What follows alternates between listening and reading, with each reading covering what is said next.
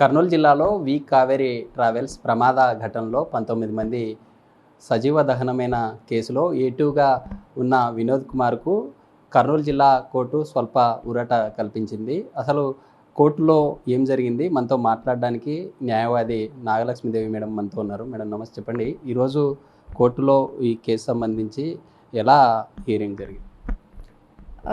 ఈ కేసులో మొదటి ముద్దాయి A1 డ్రైవర్ లక్ష్మయ్య అనే వ్యక్తిని ఆల్రెడీ పోలీస్ వారు వాళ్ళ ఇన్వెస్టిగేషన్లో భాగంగా అరెస్ట్ చేసి 28 అక్టోబర్ 2025న ప్రొడ్యూస్ చేయడం జరిగింది జడ్జి గారి దగ్గర.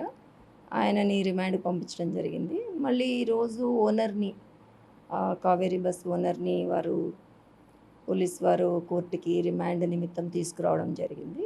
అయితే రిమాండ్ వాళ్ళు కోర్టు వారి ముందు ప్రొడ్యూస్ చేసే సమయానికి మరి మేము ఆయన తరఫున వారికి ఆ సెక్షన్స్ వర్తించమని చెప్పేసి మేము రిమాండ్ రిజెక్ట్ చేయమని కోరుతూ కోర్టులో పిటిషన్ దాఖలు చేయడం జరిగింది. మరి ఇరుపక్షాల వారి వాదనలు విన్న తర్వాత కోర్టు వారు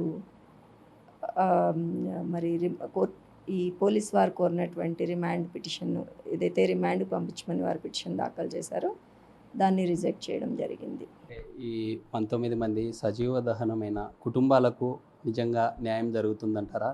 అసలు ఈరోజు ఇచ్చిన జడ్జిమెంట్లోనే ప్రభుత్వం చాలా ఈ కేసును తేలికగా తీసుకుంది అని బయట విమర్శలు వస్తూ ఉన్నాయి.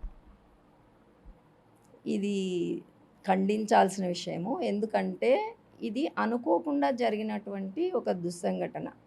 ఇది ఒక డ్రైవర్కి కావచ్చు, ఒక ఓనర్కి కావచ్చు, దాని మీద ఇది జరుగుతుంది అనే ఒక ఆలోచన కానీ లేకపోతే ఒక ఊహ కానీ ఎటువంటి పరిస్థితుల్లో కూడా వారికి లేదు. అనుకోకుండా చెప్పాలంటే ఈ యాక్సిడెంట్ జరగడానికి కారణము ర్యాష్ అండ్ నెగ్లిజెంట్ డ్రైవింగ్ వలన, ఒక motorcycle rider rash and negligent driving వలన మోటార్ సైకిల్ రోడ్డు మీదకి స్కాటర్ అయిపోయి అది బస్ కిందకి వెళ్ళడం జరిగింది.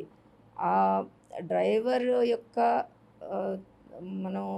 మనం విచారిస్తే అతను చెప్పే సైడ్ మనం విన్నది ఏంటంటే అతను దిగే వరకు కూడా కింద స్పార్క్స్ ఉన్నాయన్నది అతనికి తెలియదు.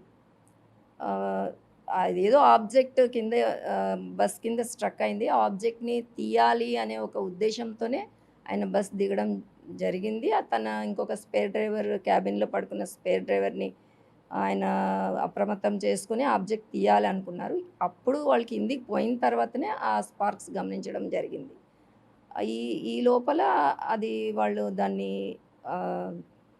దాన్ని ఆపే ప్రయత్నంలోనే ఇమ్మీడియట్గా స్పర్ ఆఫ్ ద మూమెంట్ అనుకోకుండా అవి మంటలు ఉధృతంగా చెలరేగడము. అయినప్పటికీ కూడా వాళ్ళు జాకీ రాడ్స్ తీసుకొని అద్దాలు కూడా ఇద్దరు డ్రైవర్లు కలిసి పగలగొట్టి ఆ మిగతా వాళ్ళ ప్రాణాలను కూడా సేవ్ చేసే దిశలో వాళ్ళ వంతు ప్రయత్నం వాళ్ళు చేశారు.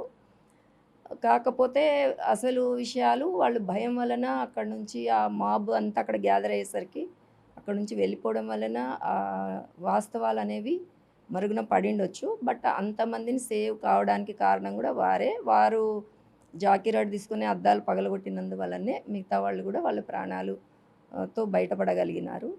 తర్వాత వాళ్ళే 100కి 108కి కూడా వాళ్ళు ఫోన్ చేయడం జరిగింది. సుమీద దాదాపు 16 చలాన్లు యాక్చువల్లీ కేంద్రపాలిత ప్రాంతంలో వెహికల్ని కొన్నారు. ఎందుకంటే అక్కడ ఎలాంటి ట్యాక్సెస్ ఉండవు. ఒడిశాలో రిజిస్ట్రేషన్ చేసుకొని ఈ విధంగా చేస్తూ ఉన్నారు. యాక్చువల్లీ అదంతా కూడా సిట్టింగ్ కెపాసిటీ, బట్ స్లీపర్గా నడుస్తూ ఉంది. 16 చలాన్లు ఉన్నప్పటికీ అధికారులకు ఎక్కడ కనిపించలేదా? అసలు ఎందుకు ఈ కావేరీ ట్రావెల్స్ను కాపాడాలనేటటువంటి ఉద్దేశంతోనే అధికారులంతా చేస్తూ ఉన్నారనేది ఒక విమర్శ. దీంట్లో ఏమాత్రం నాకు నిజం కనిపించట్లేదు. ఎందుకంటే యూనియన్ మనకు central government act, motor vehicle act అనేది central government act. So all over ఇండియాలో ఏ వెహికల్ అయినా ఎక్కడైనా రిజిస్ట్రేషన్ చేసుకోవచ్చు, ఎక్కడి నుంచైనా మనం ట్యాక్స్ పే చేయొచ్చు, దానికి ఎటువంటి నిబంధనలు లేవు. బట్ యాజ్ ఫర్ యాజ్ ఈ వెహికల్కి అయితే మాత్రం ఆల్ ఇండియా పర్మిట్ ఉంది, రిజిస్ట్రేషన్, ట్యాక్స్ కట్టడము అన్నీ కూడా ప్రాపర్గా అవన్నీ కట్టడం జరిగింది. ఏదైతే ఇప్పుడు వాళ్ళు కన్వర్ట్ చేస్తారంటున్నారో దానికి కూడా అన్ని రిజిస్ట్రేషన్స్ ఉన్నాయి, అన్ని డాక్యుమెంట్స్ కూడా ప్రాపర్గానే ఉన్నాయి. ఇది అనుకోకుండా జరిగిన సంఘటన.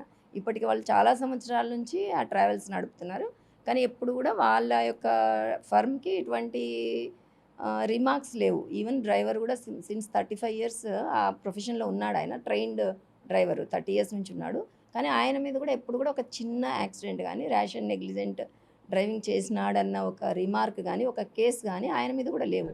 కర్నూలు జిల్లాలో సంచలనంగా మారిన ఏదైతే వి కావేరి ట్రావెల్స్ సజీవ దహనమైనటువంటి ఘటనలో డ్రైవ్ చేస్తున్నటువంటి అతను ఇప్పటికే రిమాండ్లో ఉన్నారు. ఏటివ్గా ఉన్నటువంటి వినోద్ కుమార్ను ఈరోజు కోర్టు సంచలన తీర్పు ప్రకటించింది. అందులో ఉండే కోర్టు సంబంధిత రిమాండ్కు తరలించే ముందే తమ సంబంధిత లాయరు కోర్టు సంబంధిత జడ్జికు పిటిషన్ వేయడంతో తమకు బెయిల్ మంజూరు చేశారంటూ కూడా తెలుపుతున్నటువంటి పరిస్థితి.